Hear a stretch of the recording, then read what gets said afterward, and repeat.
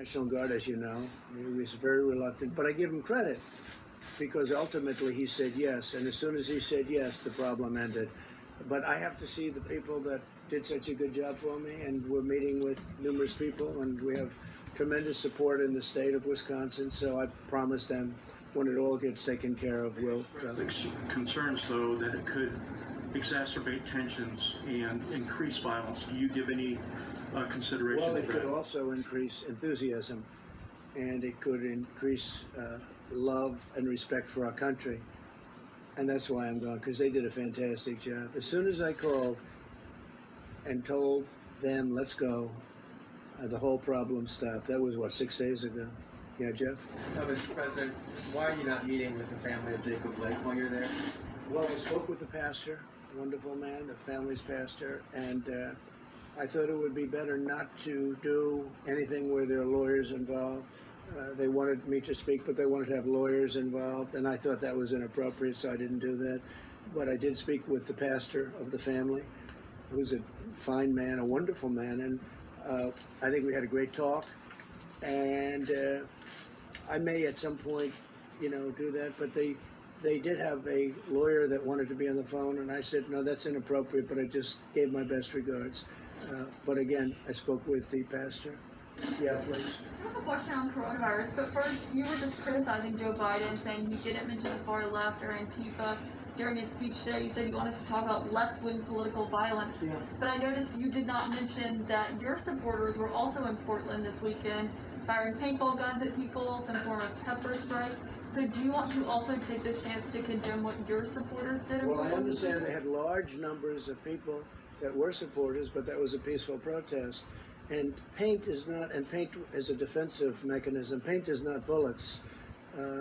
Your supporters, and they are your supporters indeed, shot a young gentleman who and killed him, not with paint, but with a bullet. And I think it's disgraceful. These people, they protested peacefully. They went in very peacefully. And I'll tell you what they're protesting. They're protesting when they turn on television or read whatever they may be reading, and they see a city like Chicago where 78 people were shot and 13 died, or a city like New York where the crime rate has gone through the roof, or a city like Portland where the entire city is ablaze all the time, and a mayor says, we don't want any help from the federal government. When these people turn that on and they see that, they say, this is not our country. This is not our country. That was a peaceful protest, totally. It was a supporter of yours, Go Mr. ahead, President. please. Yeah, go ahead, please. It was a supporter of yours, Mr. President. Go ahead, It was a supporter of yours, Mr. President, Excuse me? who killed someone that was accused of killing Excuse two me? people. It was a supporter of yours. Saying, are you going to condemn the actions of vigilantes like Kyle Rittenhouse? Well, we're looking at all of it. That was an interesting situation. You saw the same tape as I saw. And he was trying to get away from them, I guess, it looks like. And he fell. And then they very violently attacked him.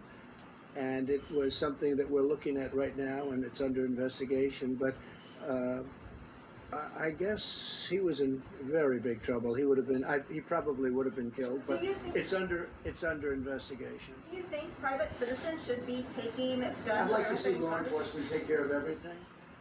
I think everything should be taken care of, law enforcement. But again, we have to give our cops back, our police back, their dignity, the respect. They're very talented people. They're strong. They're tough. They can do the job. But we've taken it away. We don't want to have, when somebody makes a mistake, he chokes. Or in some cases, you have bad cops. We have to take care of that. In other cases, they choke. They have a quarter of a second to make a decision. And sometimes they make the wrong decision. If they make the wrong decision, if they make the wrong decision in the other direction, they're probably dead. So they choke sometimes. And that goes on the evening news for weeks. And the thousands and tens of thousands of great things they do, nobody covers that. Nobody writes about that. But if they make a mistake, and again, the bad cops, everybody agrees I have to be very tough on bad cops. But sometimes you have a cop or a police person who is a good police person, right? Good. But they choke. The timing, and they go through this and they study this and they work on it all the time. They literally have a quarter of a second to make some of these decisions. And they make a wrong decision, and it's very devastating. But I will say this, I honor law enforcement. We wouldn't be here right now if it wasn't for law enforcement. We have to stop this horrible left-wing ideology that seems to be permeating our country. And basically it's weakness. It's weakness on behalf of Democrat politicians or Republicans. We don't have problems. You take a look at our cities. Our cities are doing very well. They're safe.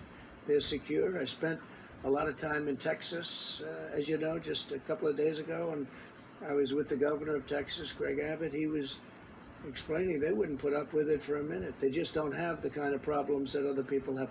Thank you very much. I appreciate it.